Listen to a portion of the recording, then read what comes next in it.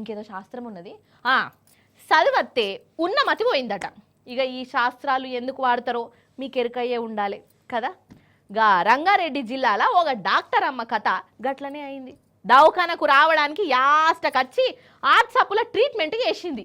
అన్యాయంగా ఇద్దరి పానాలు గాలిలో కలిసేటట్టు చేసింది. ఇక ఏమనాలి ఆ మేడంను, ఏమంటారో మీరే అనుండ్రి, నా నోటి నుంచి నేను ఏమన చూడు. అవుగాని మీరు వాట్సాప్లు మెసేజ్లు చేయడానికో లేకుంటే వీడియో కాల్ మాట్లాడుకునేందుకో వాడతారు కదా.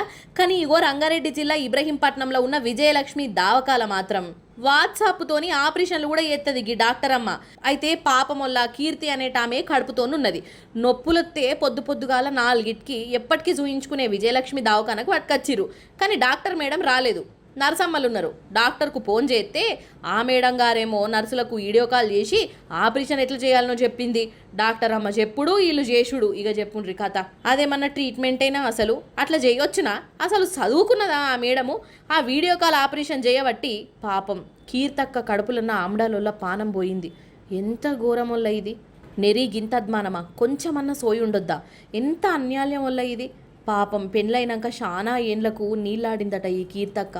కానీ ఈ డాక్టర్ అమ్మకు పొద్దుగాల దవాఖానకు రాబుద్ది కాక ఇగో ఇట్లా వాట్సాప్ ఆపరేషన్ చేయించే పానాలు వాయే. పాపం తలుచుకుంటుంటేనే నాకే పానం కలుక్కుమంటున్నది. వీళ్ళకి ఇంకెంత అనిపించాలి చెప్పుండ్రి.